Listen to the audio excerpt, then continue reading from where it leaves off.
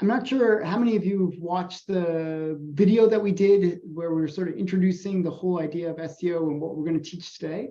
But I kind of wanted to focus on just, it's a pretty broad topic and I only have 20 minutes to talk about it. So I'm going to focus on just one element of it. But an element, if you take this advice, you can probably get the biggest return on it. So, and that's just keywords. So really, keywords is what makes the search engines, because when people search, they search by a specific language.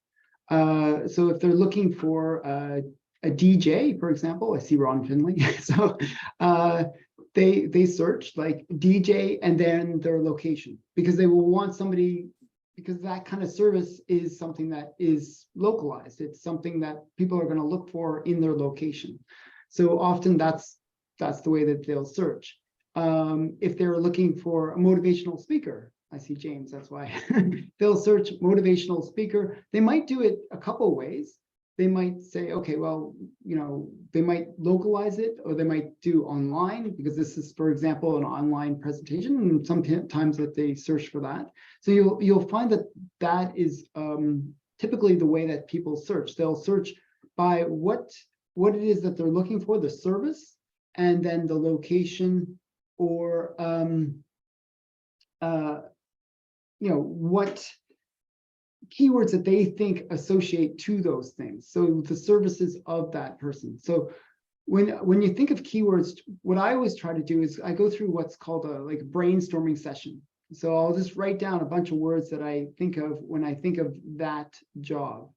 So for example, with real estate, I'll think of like, I always pick on real estate because it's something I've optimized about 1,000 sites in. So it's something I know really well. With real estate, I'll think, okay, what type of real estate are people looking for? Well, they're looking for real estate in general, so real estate, but they're also looking for condos, townhouses, pre-construction.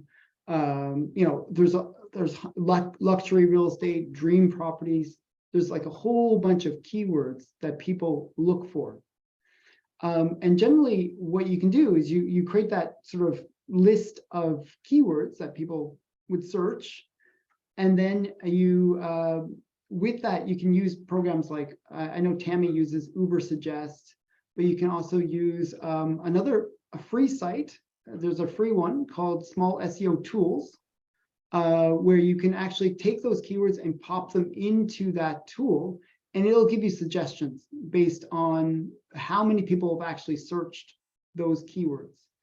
That's the really great thing about the internet.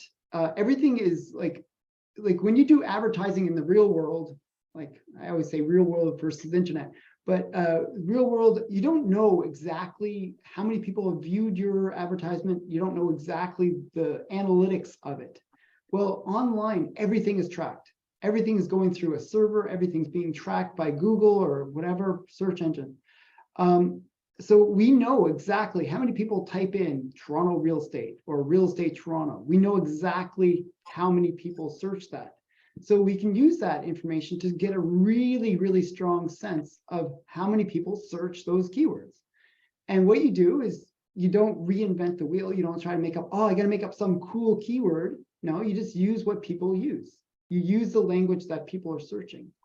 So what you do is you take your list, which might have some keywords that people never use, but what you'll find is when you plug it into some tool, you can find out exactly what they search.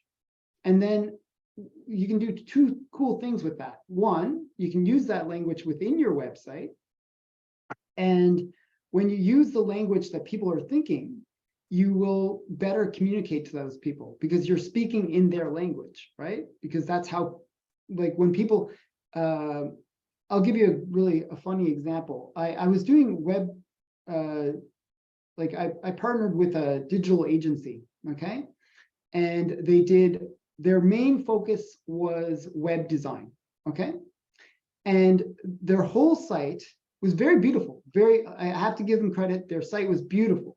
However, it never mentioned the word web design once on the website, not once. They said we're building bridges, and they used all this flowery language But when you came into their website, you had no idea what they did because they never used the language of web design, where they say, hey, this is what we do. We're a web design company. We if you need a website built, we'll build it for you. Really that kind of basic language. And a lot of people make this mistake where they don't talk in the language of how people search. So that's the biggest thing that you can really achieve with SEO, is actually converting people because you're speaking in their language. The second point is, if you start using keywords in a way where you're not only speaking in the language of the people, well, you're speaking you're speaking in a way that the search engines like too, because they are going to try to find the most relevant page for what people are searching for. So if a page doesn't have the keyword in it, well, it's not relevant. So Tammy always, I don't know why you like this story, but Tammy always likes the story of the four-leaf clover. And when I was a kid, and to this day, it's not like it hasn't changed, I have this weird ability where I'll see a grassy field, and there'll be a bunch of clover on the field. And within that clover, the clover field, I'll see like four-leaf clovers. They'll just pop out to me, okay?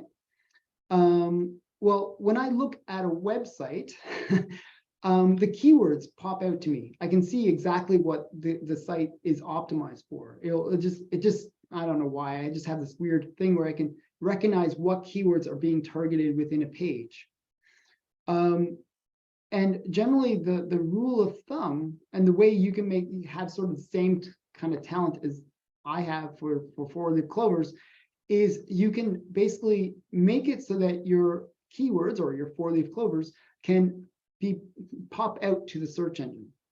And there's certain ways of doing that, where you'll make your keywords much more laid out in a way that the search engines really like, that make it look like your page is really, really relevant to that particular keyword.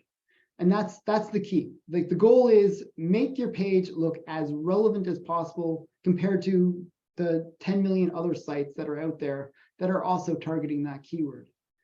And the way you do that is, so we've done the research, we figured out which keywords to target. Now we got to put those keywords into the website and think about how to lay it out so that it looks the most relevant. Well, one of the ways that you do that is you say, okay, if you have an article, like just an article, which is more relevant, an article that is titled with the keyword or one which is not titled with the keyword? So the first thing is think about the title of the page. Think about how the page is titled. If it's titled with the keyword, generally it's probably more relevant than something that's not titled about that keyword. It's just like when you go to the library and you look for books on how to repair your cabinet. If the book says how to repair cabinets, well, probably more relevant than a book on cats. So the point is, title really makes a difference. The other thing that makes a difference is because Google is looking at every page by themselves. It's really, first of all, they look at the page that the keywords appear on, and then they look at the site in general, which is associated to that page, if that makes sense. But the first thing it looks at is that page. And so it's like, okay, title, check, got the keyword there. But how about the content of that page? I've seen pages where, for example, back to cats, where the title will be everything you always wanted to know about cats. And then it starts talking about cats in the first paragraph, and then it starts talking about dogs and parrots and different animals. And that isn't as relevant as a page that talks about cats at the beginning, talks about cats in the middle, and talks about cats at the end of the article. So the point is, if you have it where your keyword goes from top to bottom, where it's getting reinforced, then Google will say, oh, this is a very relevant page. Another thing is, Tammy mentioned links, and that's one great thing about becoming a member of Tammy's entrepreneur group, is that you get a link. Well, those links can really like be another way that Google sees it as a recommendation to whatever thing it's linking to. Well, in your website, you can really control your links. So as I was saying, Google looks at pages by themselves. It looks at individual pages and it says, okay, well, this page has the right keywords. It has it kind of in the right places, seems relevant, but what are other people recommending about it? Is it being recommended as a good place for this resource? So one of the tricks that you can do within your website, this is within your website where you can sort of benefit your own stuff, is you use the links within your website, your main navigation, the cross-linking between pages, which could be like within a paragraph of text, you have a link that points to another page on your website. Well, that link text, which is called anchor text in Google SEO speak, it's called anchor text because it anchors to another page. If you use the keyword in that increases the relevance as well. So Google says, oh, not only is this page getting a recommendation, but it's getting a recommendation that reinforces the keyword that page is targeting. Okay, and that's really, really important. Now there's dangers in that. You got to be a little careful because there was a trick, and I call it it's called a Google bomb. This is a funny story, but way back in the day, this is like going back many years now, when George Bush first got elected, okay? People didn't necessarily like George Bush for whatever reason. They didn't like the guy. And what they did was they linked to the White House website with the word keywords. It's all about keywords, miserable failure, okay? So what happened was they created what's called a Google bomb. And the way it works is if you link to something with the keyword over and over and over again, you will gradually make that site rank for whatever keyword you want. Now, the White House website didn't mention the word miserable failure, but because so many links reinforced that keyword, it ranked #1 every time you search for miserable failure. And it was kind of a way of making fun of George Bush. It was just a fun game that people played. Well, you can do the same thing with your website. Well, don't call yourself a miserable failure, but what you can do is you can reinforce your keywords. If you think about it, every page of your website is interlinked by one common thread, which is your navigation. And your navigation can reinforce those keywords. So if you think about it, like let's say you have a 100-page website and within your navigation, you're reinforcing your keywords, like within your services, that is a drop-down.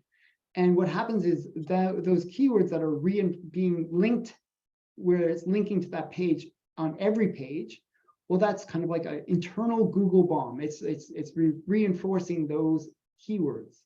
And that's one of the strategies that we use to kind of get keywords to rank better, to really get that best Google juice that we can get. We can get have it where Google sees that the page is relevant, but also that it's getting reinforced and recommended as the best page for those keywords.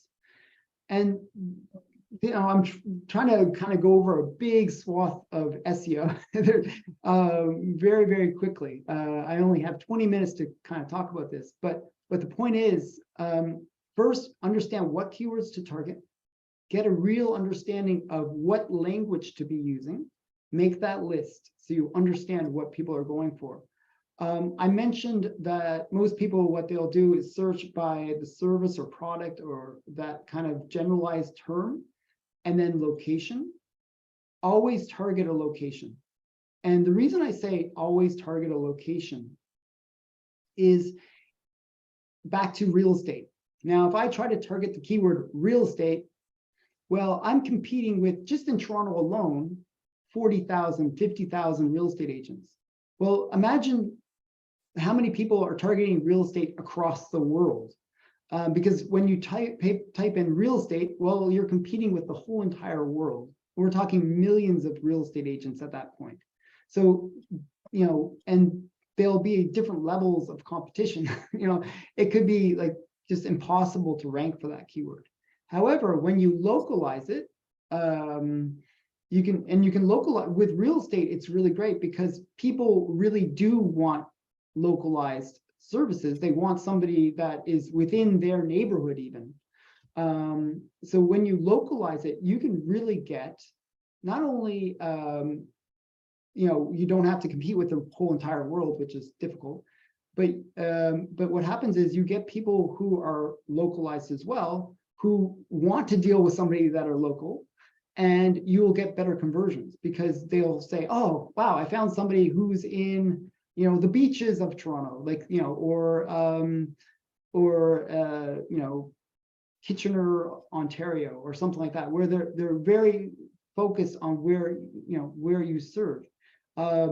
So that kind of localization makes it easier for the competition, for you to compete, I should say. And it also makes it so that when people find you, you are much more relevant, because most people want to work with somebody that they can knock on the door of, even though they might never meet you, but they want to know that you're in the neighborhood. And that's really, really important. So that's one of the big strategies, is always think about what is your service and what is your location. And another big trick, one trick that I did with James, who's here, I just is you don't have to just pick one location. You can pick many locations. You create location pages and use those pages to target multiple locations where you do the same thing, where you create these local niche marketing attacks, where you can get those little bits of traffic from each of those locations. And that's a really great strategy where you can really, you're, instead of competing for the world, well, you can take little pieces of the world and capture those all, and really benefit from that. So these are some of the strategies that we use. And I like normally when I talk about these things, like just keywords themselves, I can spend hours just explaining how to like find those keywords and how to like know what's a good keyword versus a bad keyword. Well, this is my quick, 20-minute version of how to get, understand a little bit about keywords, how to understand a little bit about how to optimize them, and how to little bit understand how to benefit from links. What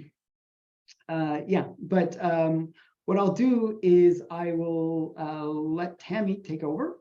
And if you guys have questions, I'm open to answer any questions about SEO.